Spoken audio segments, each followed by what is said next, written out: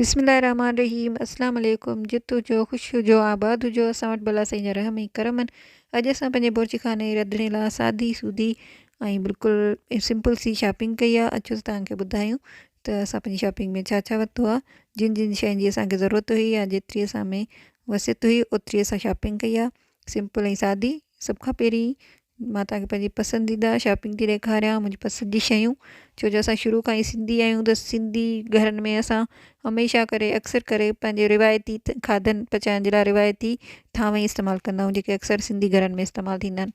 त ज़ाहिर आहे मां बि पंहिंजे अबनि ॾाॾनि जी जेको ॾिसंदी आई आहियां घर में उहे शयूं वठणु पसंदि कंदसि। त सभु खां पहिरीं मूंखे सभु खां पहिरीं जिन शयुनि जी ज़रूरत हुई उहा हुई ॾोहिनि जी।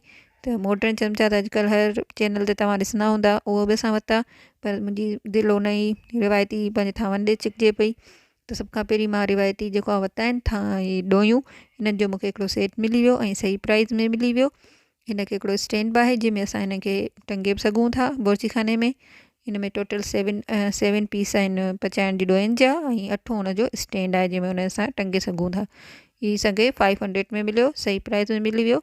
हीअ असां वठी वरितो। हुन खां अलावा मां हीअ आइसक्रीम जूं नंढियूं प्यालियूं शीशे जूं आहिनि, ॾाढियूं सुठियूं। हिन में बि 6 पीस आहिनि।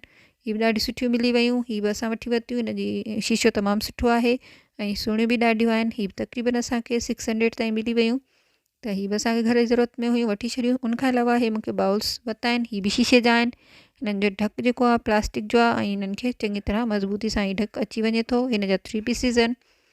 पहिरीं नंढी जेका इहा आहे, उनखां पोइ थोरी वॾी आहे, उनखां थोरी वॾी आहे। हिनखे तव्हां फ्रीज़ बि करे सघो था, कंहिंखे का शइ मोकिलणु चाहियो त बि हिन में सेफली हली वेंदी। उन खां अलावा ही हिकिड़ी चीनी जी ट्रे टाइप जी मिली वई आहे, जंहिंमें असां अक्सर करे तव्हां पंहिंजी कुकिंग चैनल में असांजे ॾिठो आहे त मसाला ॾेखारींदा आहियूं त हेतिरो विझो हेतिरो विझो, उन हिसाब सां इहे असां वठी वरिती आहे। हिन में 6 खाना ठहियल आहिनि, 6 खाना आहिनि जंहिंमें असां मसाला अॻियां तव्हां ॾिसंदा रहंदा। उन खां अलावा इहे मां 2 प्लास्टिक जा बाउल्स वठी छॾिया आहिनि। इन्हनि जी बि घर में ज़रूरत पवंदी रहंदी आहे, केॾा कुझु शइ खणी वञणी हूंदी आहे या ॿारनि खे लंच वग़ैरह ॾियण में बि कमु अची वेंदा आहिनि। फ्रीज़ में का शइ रखी फ्रिज करे सघो था। उन खां अलावा मुंहिंजे घर में वेलण जी बि ज़रूरत हुई, त मां बि वेलण बि वरितो आहे। हीअ बि सिंधी ऐं सुठो ठहियलु हुयो, हथरादू ठहियलु हुयो। त हीअ बि असां वठी वरितो। हीअ बि असांखे तक़रीबन 200 ताईं मिली वियो। उन खां अलावा हीअ मॉडर्न चमिचो अॼुकल्ह हर यूट्यूब ते कुकिंग चैनल में तव्हां ॾिसंदा हूंदव, हीअ बि असांखे नज़र अची वियो। त हीअ बि असां वठी वठो। हीअ असांखे तक़रीबन 300 जो मिलियो। ऐं हीअ लास्ट में मां वरिती फ्रूट या वेजिटेबल जी बास्केट आहे। या तव्हां फ्रूट रखो, वेजिटेबल रखो, फ्रिज में रखो, ॿाहिरि रखो, ऐं वेजिटेबल्स खे धोई बि सघो था, भाॼियुनि खे धोई बि सघो था। त हीअ बि असां वठी वरितो।